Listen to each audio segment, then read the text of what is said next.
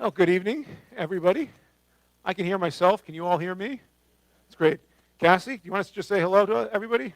I do have a formality. We want to make sure the mics are working for everybody online because we have several people registered that way. Testing, saying hello. Can everybody hear? All Hopefully right. in the back you We're can good. hear okay. Great. I'm the librarian. I have a pencil behind my ear. So, welcome. My name is Patrick Spiro. I'm the executive director at the George Washington Presidential Library, and we're thrilled to welcome everybody for what I think is going to be a really fascinating talk about the Washington family, this location, this region, and a very important family, both to Mount Vernon but to our country, as this book shows. But I do have a few housekeeping matters. I just want to remind everybody that next weekend we're hosting our major symposium on democracy. It's called The Great Experiment, Democracy from the Founding to the Future. And we're bringing together thought leaders, historians, journalists, legal scholars, federal judges, former secretaries of education, and a whole bunch of other people to talk about the state of our democracy today, but also looking at it historically, and also talking about what the future might look like. So check it out online if you're interested in joining the conversation. That's November the 2nd to the 4th. Also, on November the 8th, we're having our first lunch at the library here. We're having a major general in the Marines who's retired and has just published a great book on the founding of the Marines called Washington's Marines. So that's November 8th, and it'll be here. There's a box lunch. If you register in advance, there's a small charge for your lunch, but the inn will bring a box lunch to you if you've registered online. So check that out. I also want to introduce, I think, some of our guests who are in the audience. I see Matthew Eru, who's joined us from Paris. He's a fellow. He's working on Rochambeau in America.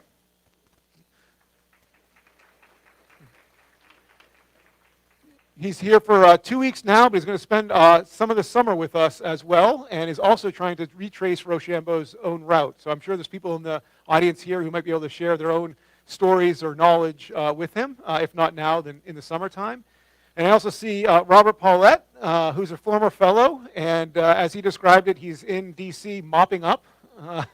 He's finishing the last research for his next book project, which is on George III and mapping in the era of the American Revolution. And now it's my great honor and a pleasure to introduce another former fellow, an actual two-time alumni, Cassandra Good, who's also a friend of mine from graduate school. We both went to the University of Pennsylvania. I'm sure many of you are familiar with Dr. Good's work. She always has great titles. Founding Friendships was her first book, and her new book is The First Family, and that's what we'll be talking about tonight. Cassie is also a former editor of the James Monroe Papers and is currently an associate professor here in the D.C. area at Marymount University. So let's have a conversation. Great. I think I'll ask a few questions about the book, and then I'm sure there's a lot of questions from the audience. I met some folks in the restaurant beforehand who were already talking to me about having started the book and have a lot of questions, so I want to make sure that everybody here has a chance to talk. So are you ready? Yeah, sounds good. All right. So the first question, it's we were reminiscing, and I feel like I'm going to be self-aggrandizing a little bit, and I don't mean to be. But how did you come to write this book? Because you didn't ever plan to do it. No, so actually I had come across several of the people in this book. First of all, Bushrod Washington, who actually was one of the owners of Mount Vernon, so people here may be more familiar with him. And then Nellie Custis and Eliza Custis when I was working on my first book while it was still my dissertation. And I came across these people and I thought, oh, I didn't know that George Washington had later generations of his family. I just never thought about it. And so I knew I wanted to write a book on what happened to George Washington's family in the 19th century. And I must have told you about it at some point, probably at a McNeil seminar. And then, in fact, it was Pat who made the introduction to the now director of the Museum of the American Revolution to have me do research on some Washington family objects and how they passed down through the family. And that is the very first research I did on this book in 2011. that long ago when I was trying to figure out who it was actually going to be about, because I really thought it would be more about the nieces and nephews, and I thought there'd be more Bushrod, but Bushrod's barely in here, as it turns out. Well, in the book, you recount trying to find something that you thought would answer a lot of your questions, but you couldn't. And that, what you were missing, is in this book.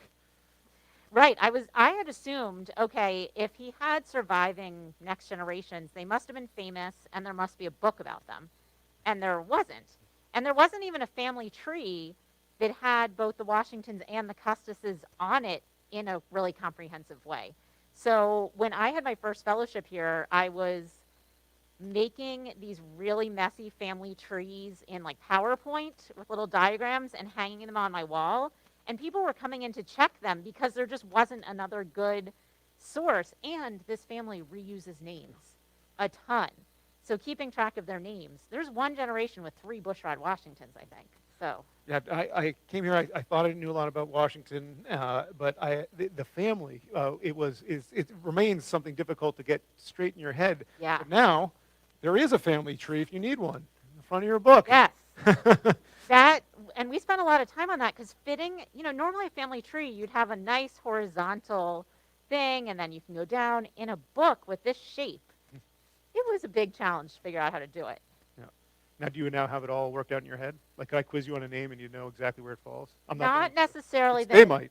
On the Custis side, I probably could, down a fair number of generations. On the Washington side, because I didn't end up writing about them, not as much. Yeah, well, that's really an interesting point you make in the book. You ended up writing more about the Custuses, and I wanted just to talk more about how or why that was, I guess. Yeah, so coming in, and I remember when I came here to do this project, I said, I'm writing about Washington's family, his descendants. And they were like, well, who is that exactly? And I was like, I don't know yet. So part of what I was doing on my first fellowship here was just trying to answer that. And what I was realizing in part is that people like Bushrod Washington, who while he was a Supreme Court justice and some of his legal writings survive, I think he and his wife probably burned their correspondence with the personal stuff.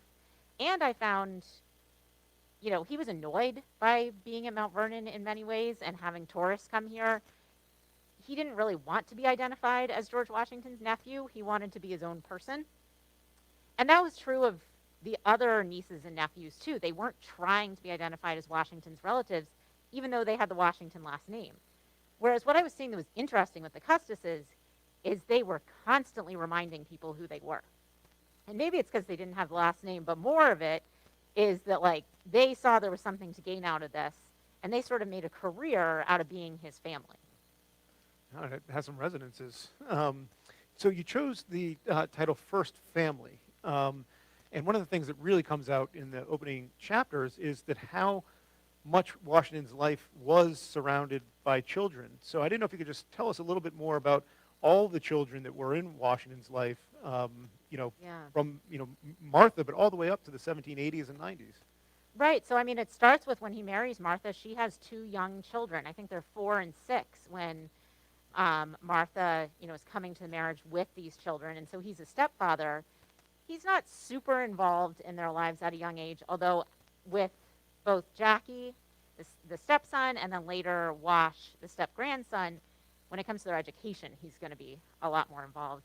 So they've got those 2 kids, and then they have various nieces and nephews that are sort of cycling through here. George had a number of siblings and half-siblings who all had children, and some of them, especially the branch that was at Kenmore in Fredericksburg, the Lewises, that branch was in serious financial trouble, and there were a lot of kids. So he brought several different people from that family to come live and work for him as sort of secretaries. And during the presidency, and this is something else that, I think a lot of historians just overlook when they talk about Washington and the presidency. They're looking at the politics and all the turmoil that's happening in the Capitol, and they're not looking inside the House, but you do.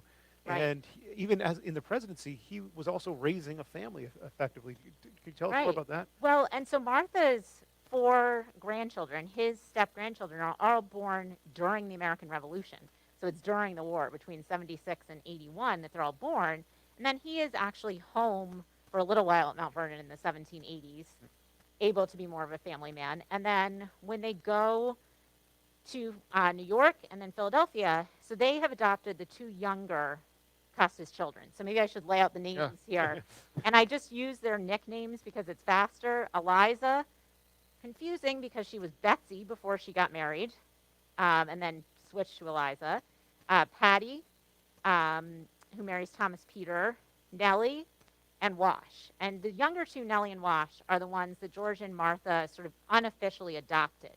That they came to live at Mount Vernon and then went with them into the president's house. The older two did visit, especially Philadelphia. There's a long stretch in 95 where they come for a visit. But the younger two are there with them the whole time. And I really started to dig into the layout of the president's house because there was no like East Wing and West Wing like with the White House. The offices, his office and where he had the cabinet meetings was on the 3rd floor. The kids' bedrooms were on the 2nd floor. The stairway had to go past the kids' bedrooms. And it just made me realize they had to have been hearing what was going on. There were some pretty heated cabinet meetings, I imagine they could overhear. You know, they would have been running into like Alexander Hamilton on the stairway in their house. And so they couldn't escape it if they had wanted to. Yeah. That's great. And also, I mean, they're seeing plays, traveling to New York. Is that? Right. So when they're living in Philadelphia, it is really the cultural capital of the country. There's an early museum there, Peale's Museum. I mean, you lived in Philadelphia for a long time. So the circus comes. They go to the circus. They, at one point, go to a wax museum where they're coming face-to-face with George Washington as a wax figure. We actually have the financial records from then. So we know, you know, there will be like 2 tickets for so-and-so to go see the circus. So we know exactly even when they went to these things. They went to plays. And they had dinner parties all the time, official dinners. And Nellie, from a pretty young age, was entertaining with music at these parties. And are those records, any of them here? The financial records, actually, a lot of the financial records from the presidency are at the Historical Society of Pennsylvania, I think, because they've been published through them. His records, there are some financial records sort of scattered. There is a financial papers website that has some of them, too. That's great. So advice. Washington provides some love advice a couple of times. And again, it gives you a side of Washington that I don't think is fully appreciated. And Right. it's this aspect that's not prominent, but when you see this little window into it, you get a view of Washington that had to be very present in his own lifetime, even if it isn't present in the historic record that we have. Right.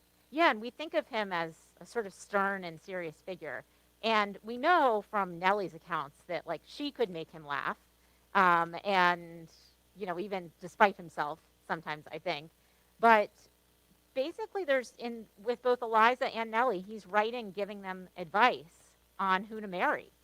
And in Eliza's case, he basically lays out for her multiple characteristics of, you know, it shouldn't just be a passion. You need to make sure this is somebody that you really would get along with, somebody with the same temperament, somebody the same age.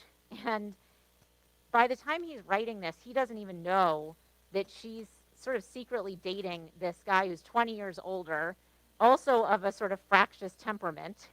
And so I kind of wonder what he felt like once he found that out, that he had written this advice. To Nellie had said to him, I think I'm just going to be a spinster all of my life. And he said, don't say that so fast. You can't control if you fall in love. And that could very well happen to you. So he gives, like, he's clearly tailoring the advice to the personalities of the girls. And she ends up finding love. Yes, here at Mount Vernon, actually, because one of those nephews that he took in, Lawrence Lewis, comes here as a secretary. He seems to have been into Nellie from the beginning, was courting her. She was saying no. And then when he got a post and was going to leave to train to be in the Army during the Quasi-War, suddenly Nellie was like, oh, you're going to leave? No, actually, I do want to marry you. So Washington's actually away in Philadelphia organizing things for the Army when he gets a letter finding out that they're engaged and that the nephew is not going to join the Army after all, because he's going to stay home and get married to Nellie. Yeah, and then so let's move ahead a little bit. They all eventually, become adults, begin building their own families, establishing their own property and households. And there are some very well-known ones that I'm sure people in this room are familiar with. There's one up the street, Woodlawn, and there's Yeah. another one down the road that was called Mount Washington, but folks today probably know it by a different name. You want to tell us a little bit about these places? Interestingly, there were two different houses called Mount Washington Okay. at a certain point, because Eliza lived in a house that is now Hoxton House at the Episcopal School, the main building there, if anybody's familiar with that campus. I was actually just there visiting.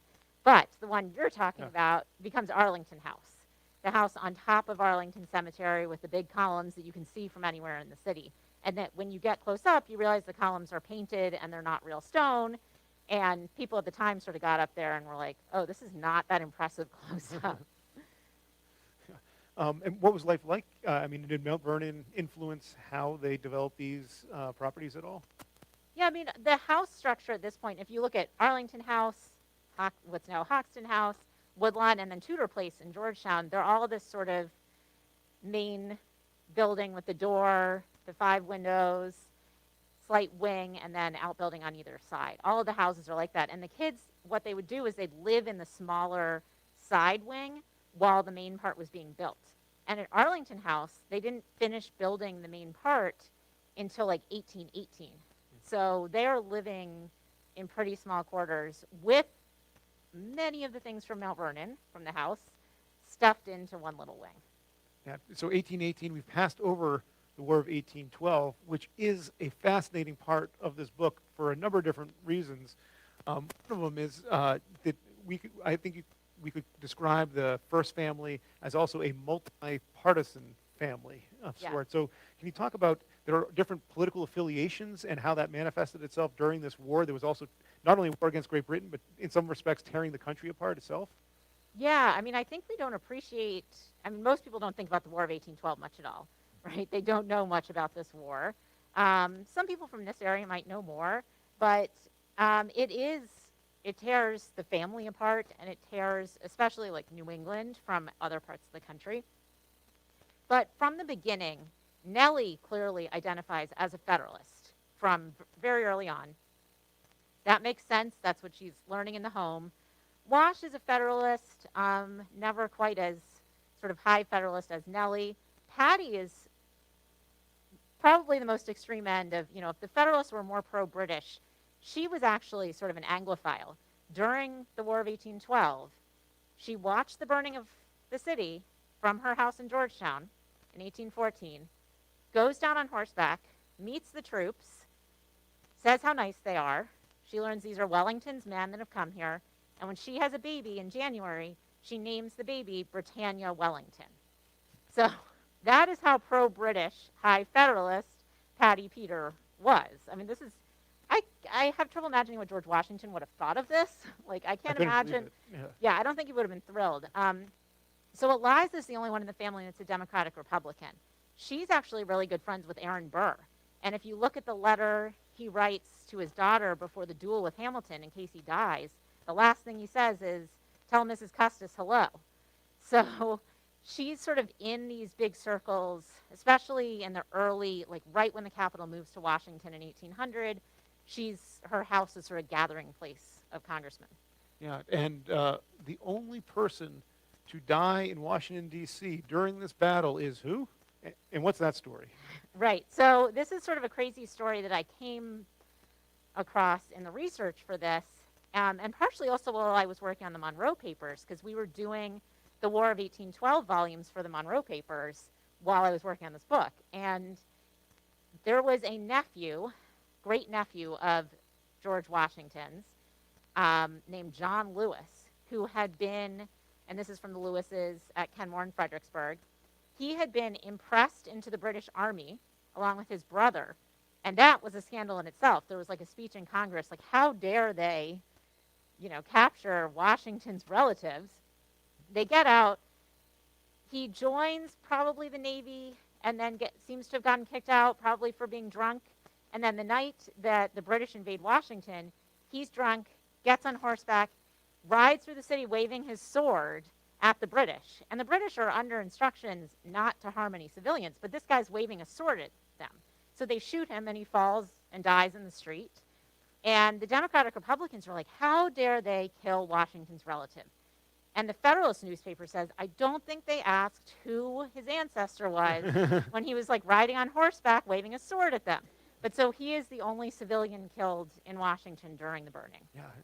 And has anybody else written about that? Do you know of? So I know that the fact that he was impressed is mentioned in another book, but no, not. To be honest, it's I a little bit don't of a think laugh so. out loud moment I in the know book. it's kind of right. It's kind of ridiculous. Yeah. So I just want to talk about some of the other issues that you bring out in this book. This family was affected by all of the things that were affecting families at that time, some of which, were unusual and even new for the period. And one of those is divorce. So could you just kind of set up divorce in this moment, this early 19th century, and how that affected the family? Yeah, so divorce at this point, after the American Revolution, there were several states that started to allow divorce under very narrow circumstances. DC, Maryland, Virginia, you still really couldn't get divorced unless it was an act of the legislature. So this is not common. It is still scandalous. In the places where you can get divorced, if the person has if one of the spouses has abandoned the others, or there's adultery, or there's like clear physical abuse, those are the only reasons. Now, I mentioned that Eliza ends up marrying this guy with a fractious temperament who's a lot older, and within 8 years, they separate. They don't get divorced immediately. They have a separation agreement. That's better for her in a lot of ways because she doesn't have the scandal of a public, divorce having to go through the legislature, and she gets to keep custody of her daughter. Then it appears that her ex may have wanted to marry somebody else. He moves to Vermont, where it is the easiest place in the country to get a divorce, and files to divorce her. She's really angry about it, and she's especially angry that everybody else in D.C. in like high society finds out that the divorce has gone through before she has. And yes, and so she goes back to calling herself by her maiden name, and so she's Mrs. Custis, and basically announces that to the city. But everybody in Washington, especially at the point of the separation, is talking about it. And why did they split up? And are they both crazy? Is she crazy? Certainly her ex accused her of being crazy. I don't think she was crazy. I do think she was difficult, but she really wanted to be independent. And that's at the point where she buys this farm that she calls Mount Washington in Alexandria because she wants independence. She even, when they got married, although this was partially what George Washington said she had to do, she had a prenup when she got married that let her control her finances. And that was unusual too, wasn't it? That was really unusual. There were aristocratic British women doing this, but there's not many examples. When I talk to people here in the U.S., historians who've looked at this, they're like, I don't know if I've ever seen one of those. And that was at Washington's prompting. He basically said when he found out they were getting married, make sure you have sort of an agreement here. Yeah. The other issue that is very prominent in your book is also the history of slavery and how it affected this family and this place. And I think each one of them had a different relationship to the institution. I don't know if you could just kind of share with us some of your findings on that front. Yeah, I mean, that was the most challenging part of the book to research because while we have a lot of research on enslavement at Mount Vernon through 1799 because George Washington kept such meticulous records, after 1799 it's a different story. Partially because, we think about, Washington emancipated the people enslaved here. Well, that was fewer than half the people because most of the people were owned by the Custis estate. They get split up 4 ways among the children. And so I was trying to track them down. We do fortunately have a document that's here in the library that shows the division of names and which sibling gets which people. And we can match those up with George Washington's list and have a pretty good idea who these people are, know that the Custises are separating families, some of whom have already been separated because part of their family was owned by George Washington and already freed. And so just even trying to find out who they were and what happened to them, I still have never found what happened to the people Eliza got, because the girls each got 60 enslaved people as their dowry when they married, and another 40 from Mount Vernon. So these were major enslavers. Eliza, I think, was renting the people out. She never, even when she was at the farm here, only had 6 or 7 enslaved people with her. Patty, Peter a lot of the people ended up, if anybody's familiar with Seneca, Maryland, that's where the Peters had their bigger farms, so people were sent out there. Some of them worked on the quarry to get the stone for the Smithsonian Castle building, and that was taken down the C&O Canal. And she did not free anybody. And then at Woodlawn, also, very large number of people. In the 1830s, Nellie and her husband Lawrence Lewis send or sell 50 people to Louisiana. So that's a whole other branch of research they're working on at Woodlawn. And then Wash Custis is sort of the most complicated case because he, from fairly early on, is freeing young women and their young children. And from what we can tell from the evidence at the time and looking at who he's freeing, it appears he has fathered most of those children. So he is freeing his children. He's in debt, though, so he can't just free them. So he sells them for $1 to a Quaker, who then frees them. So the Quaker community in Alexandria was very involved in this process. And there's been a daguerreotype of one of these children, if I remember correctly, that's in the book. Yeah, we have. So the person that we know the most about is his daughter, Mariah Syphax. She's now on the family tree if you go to Arlington House.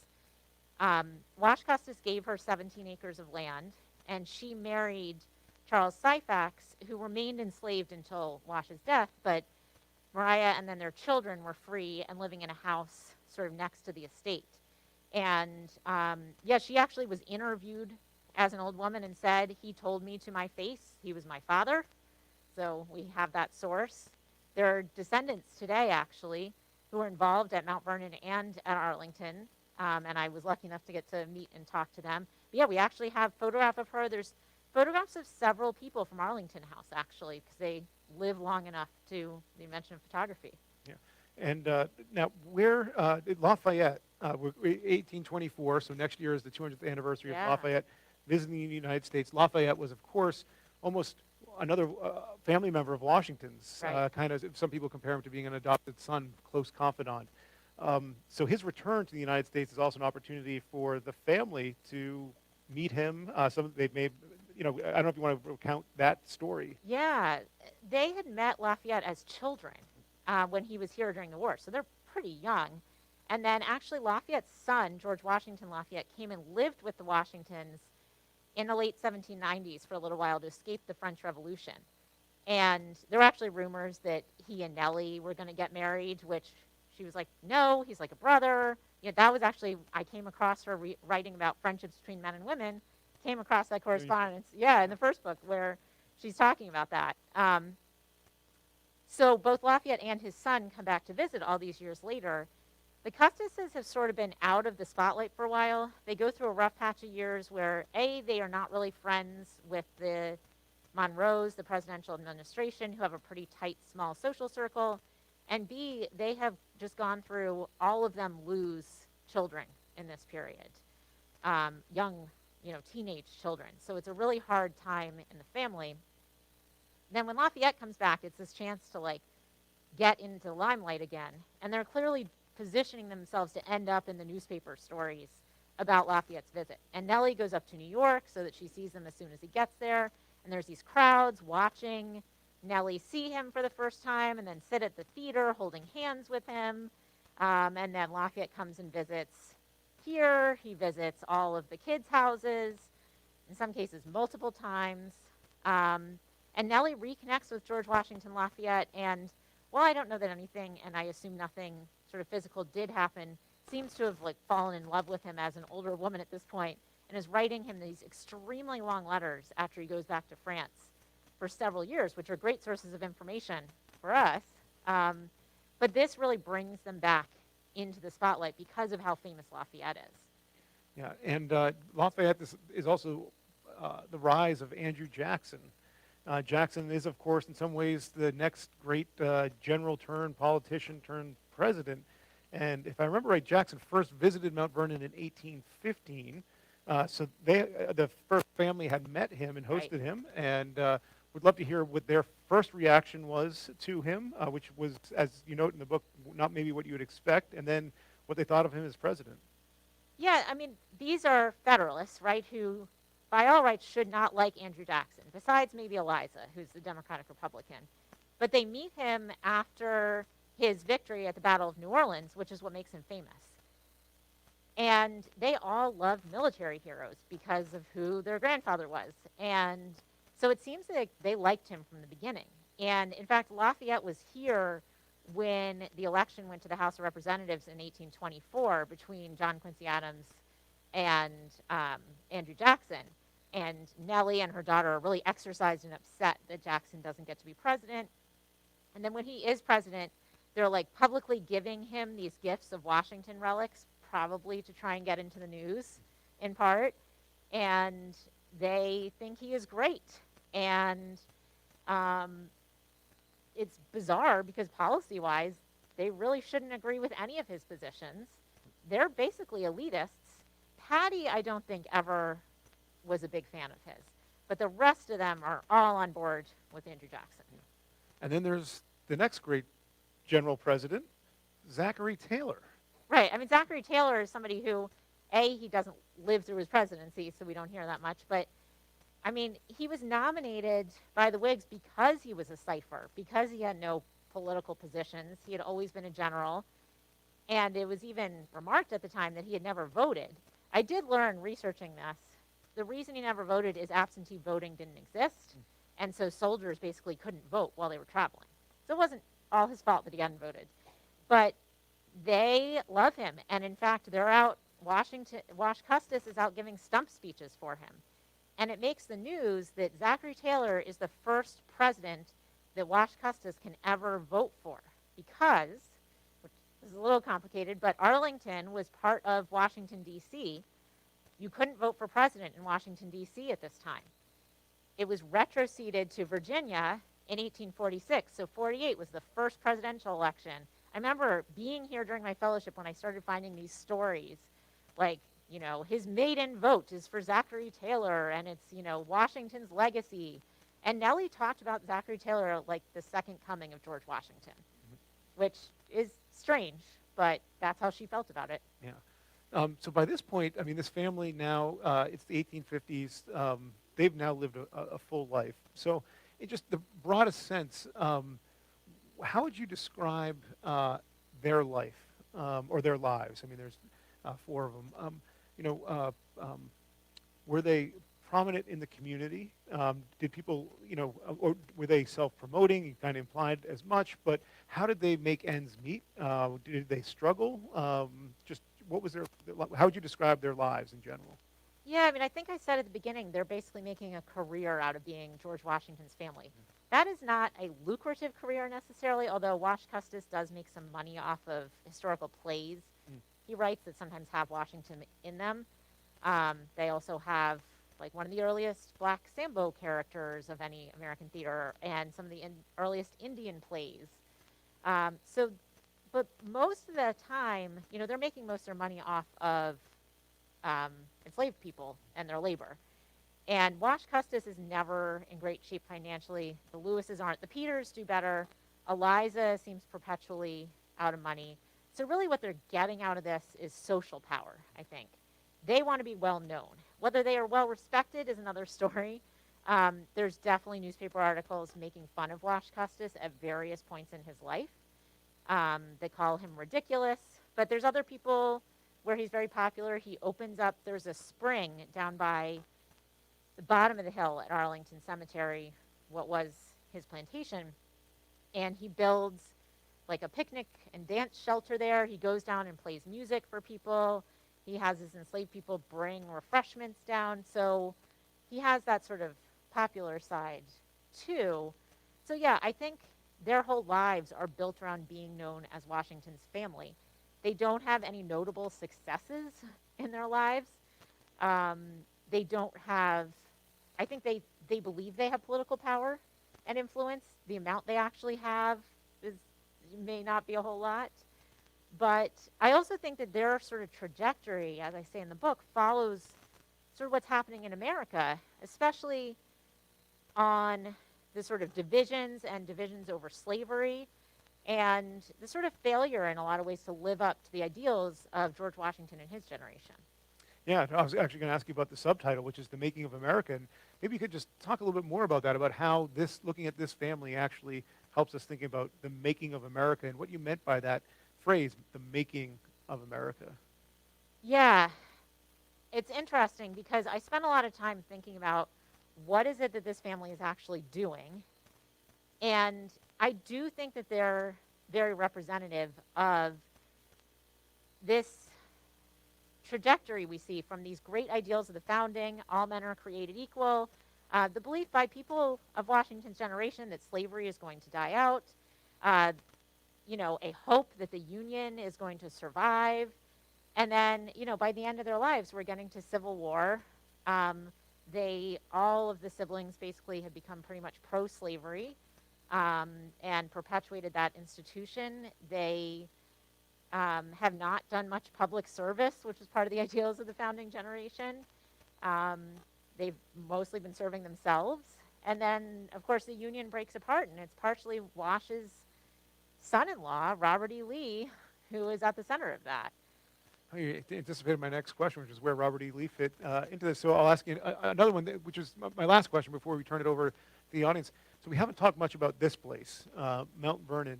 And I know, part of your book looks at a number of artifacts. Yeah. And I didn't know if you could talk a little bit more about what Mount Vernon meant to these individuals, if anything, and what was going on at Mount Vernon during this period of time.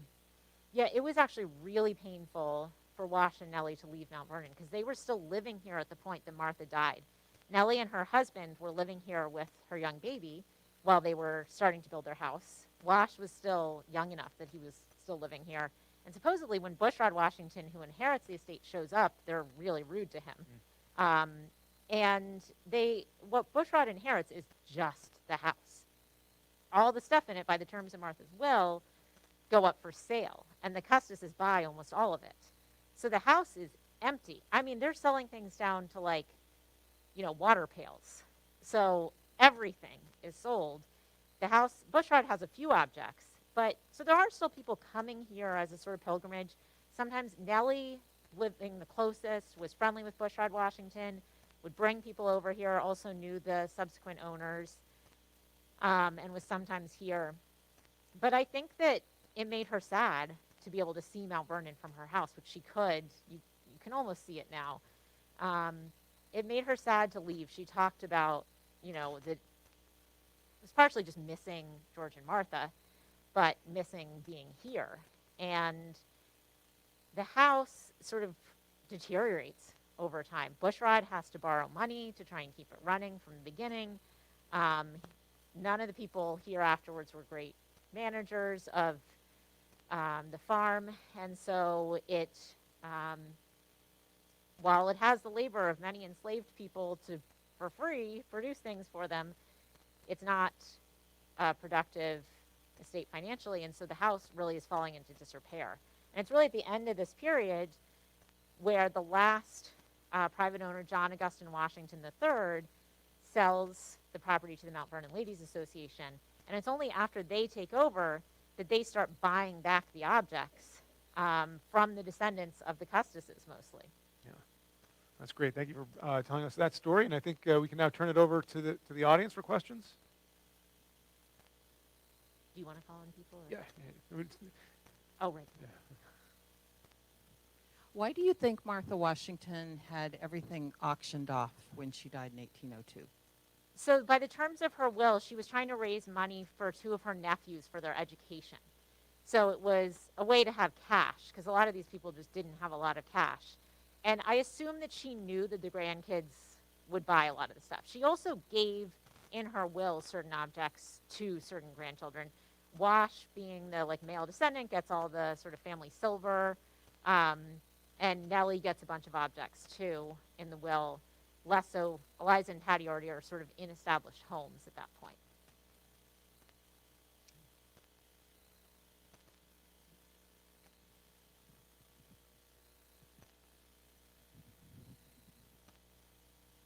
So the Augustus's have this lust for fame, continued fame, but the Washingtons' descendants are really more interested in just kind of keeping their heads down and struggling and trying to stay afloat with the farm.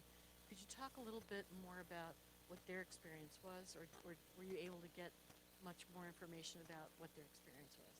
Yeah, it's a little bit harder. Partially, just the correspondence is not, the Custis's seem to have saved all of their correspondence. The Washingtons, either a lot of the relatives may have destroyed their correspondence at some point, like I suggested. I think Bushrod probably did with his personal stuff.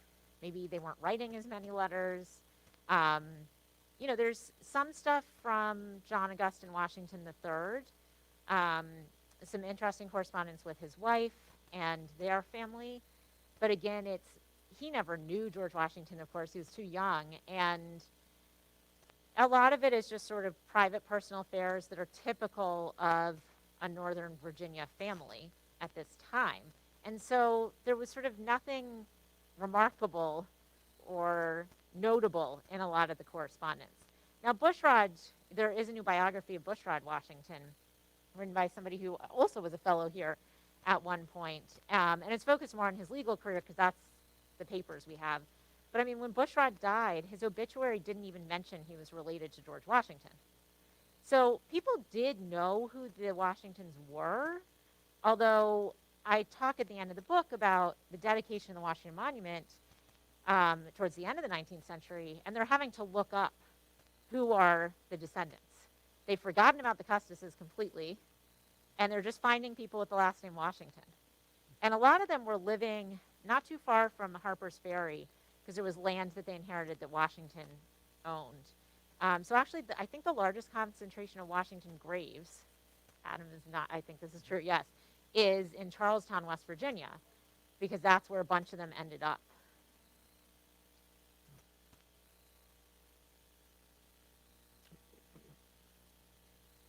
Outside of Washington's tomb is a marker, and I believe the name on it is Charles Augustus Washington, and the initials CSA, Confederate States of America. What can you tell us about that relative of Washington? I'm not familiar with who that would be. I assume John Augustus III is buried. Well, actually, I don't know. Adam, is he buried here? Yeah, so it might be his tomb that you're thinking of, because he did serve in the Confederacy.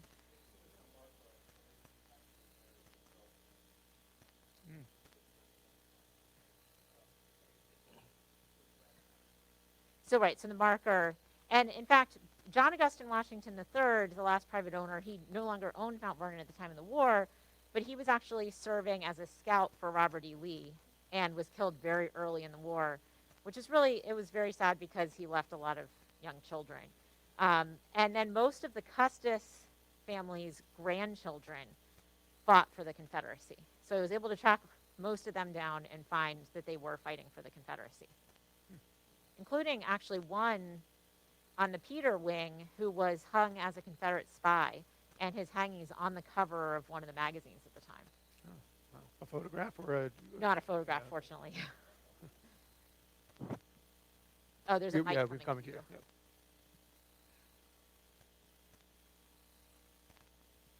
After the Civil War ended, how did the families fare in the period in the next 15 years after the Civil War? Yeah, just to make sure people heard. So the question was, how did the Custis families do after the Civil War? They really become forgotten. Nobody really knows who they are. And so I was mentioning with that dedication of the Washington Monument, they're not, from what I can tell, they're not invited because people don't realize who they are anymore. Part of that is because they don't have as much of the stuff anymore. So Nellie's grandsons sell her collection of Washington relics to the Smithsonian, where it is today at the American History Museum. So that branch of the family doesn't have the stuff. Eliza's descendants still have some things. The others still have things, but I think especially the real factor here is Robert E. Lee's decision to fight for the Confederacy, because that was seen by many people in the United States as a betrayal of George Washington's legacy. Obviously, people in the Confederacy had different ideas about what George Washington's legacy was, but Lee making that choice, which was not at all inevitable, I think really changed how people saw the family, and public admiration sort of shifted in many ways. There's one book on sort of memory and symbolism of George Washington in the 19th century that says people sort of shift to Lincoln at that point and his family. And I think it's a lot because of Robert E. Lee. And did you meet with and get to know any Washington descendants? Yes, yes. I actually, What was it like? Did you just send them a cold call, email, or? well, the initial, I talk at the very beginning of the book about the family tree that I got at the beginning of this project, which was from sort of the family genealogist who lived in Rockville, Maryland. And I think I found him online on the website. There is a website for the Washington family, and I also went to one of their gatherings in Fredericksburg. And that's really descendants of anybody going back to like George Washington's grandfather's family. So you get people who are really distantly related. Some of them were asking me like, oh, there's a branch in the family with last name Good. Are you related to them? And I was like, nope, definitely not. My ancestors were not here. But then I also met, there's a descendant, David Plater, who has a book, The Butlers of Iberville Parish, which is in the library here. And it's a fantastic book, and it is on Nellie's daughter Park's line of the family in Louisiana. And he was enormously helpful. And then, as I said, I got to meet some of the descendants of Mariah Syphax, somebody like Steve Hammond, who's involved here, and great, and Zuni Matema, who I think has also done things here from another sort of descent of Wash Custis and an enslaved woman, possibly Carolyn Branham, who was here at Mount Vernon. So getting to meet descendants was really exciting, and to feel like I could share with them information about their ancestors that maybe they hadn't seen before, because I was digging up stuff all the time. So that was fun. Yeah, I just had a thought, thinking more about how you were talking about the differences between the Washingtons and the Custises. I mean, do you think that the Washington side actually embraced George's values more than the Custises? Because the way you cast the Custises, they wanted to be, like you said, they were trading on their name. They were out in the community trying to profit on, this historic connection. Nothing to do with what they did. While the Bushrod, at least, is, kind of shows some humility. Does not want to, trade on his last name. Although probably everybody knew because it was a Washington last name. Right. I mean, I think he, though, makes huge news around 1820 for what people, at least in the North, see as a major betrayal of George Washington's legacy, because he sells a number of enslaved people to the Deep South. And that makes national news, and there's a lot of criticism of him for that. And he says, I don't have to do the same thing as my uncle did. But yeah, that's an interesting question about the Washingtons. I think they still, though, do not devote themselves to a larger public good in the way Washington did through his career. Maybe they just don't have the same opportunities, but, one of them, a nephew of Bushrod's, George Corbin Washington, does serve in Congress for a few terms, representing Rockville, Maryland area, and he lived in Georgetown. So that's sort of the only other person who enters public life in that way.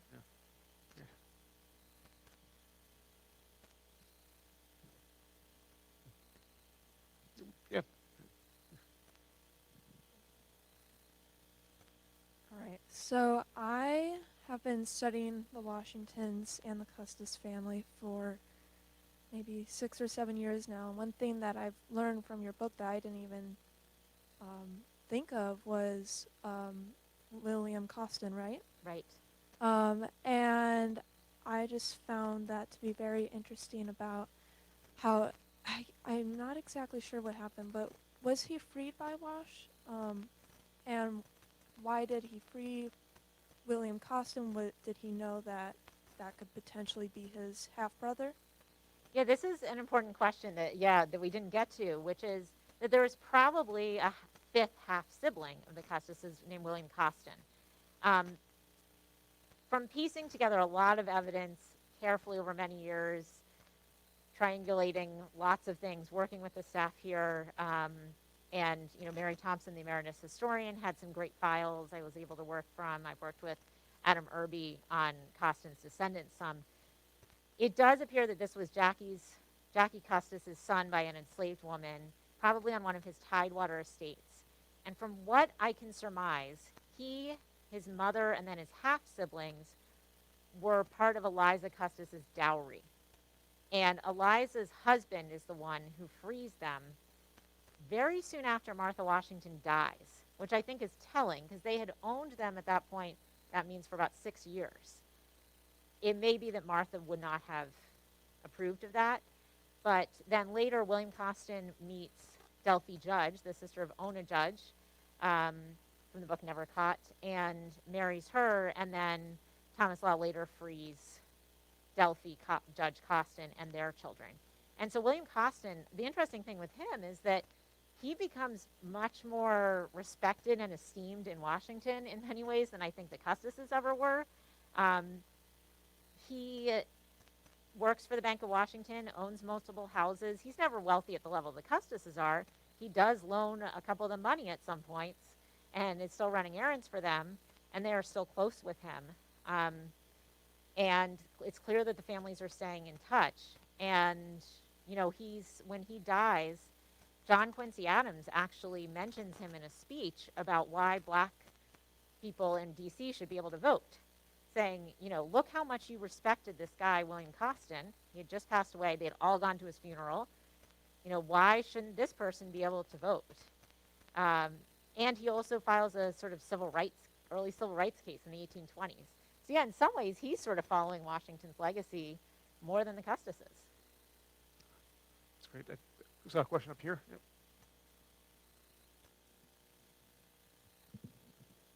Oh. Yeah.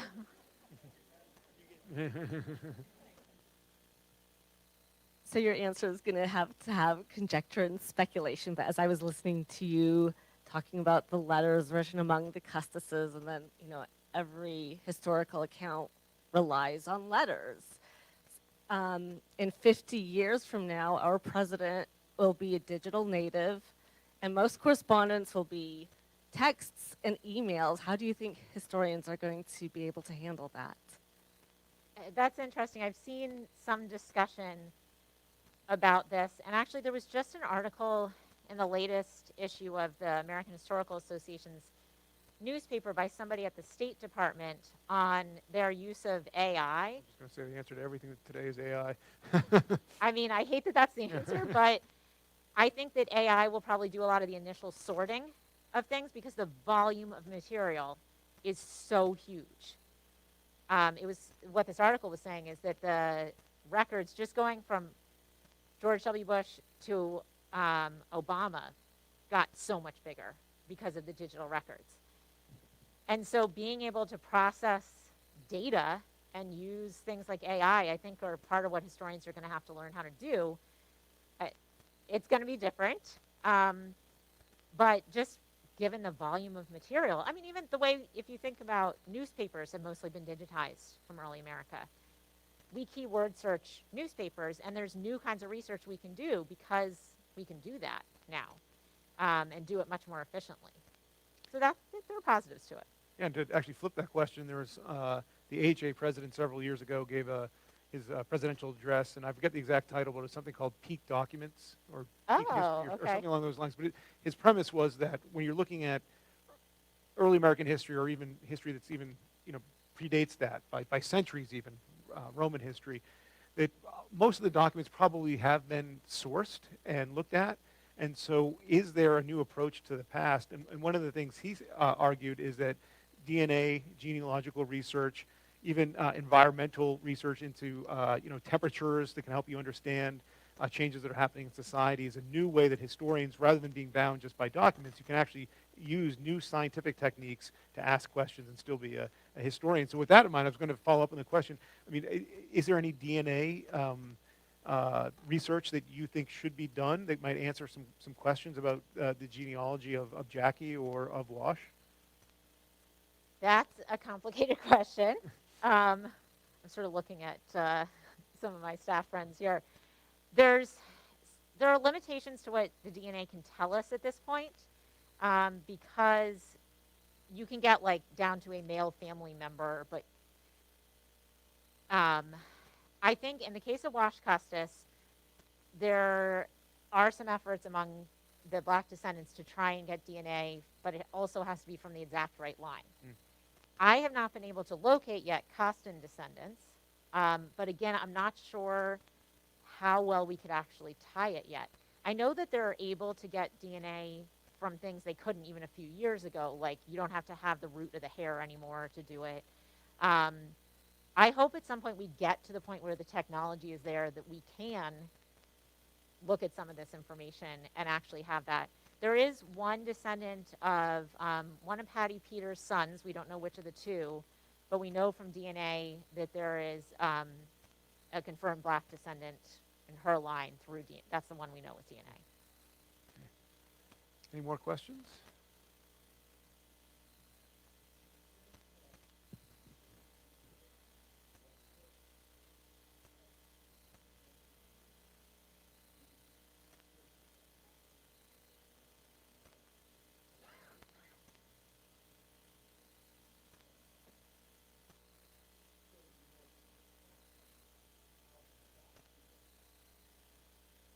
Oh yeah, there's definitely.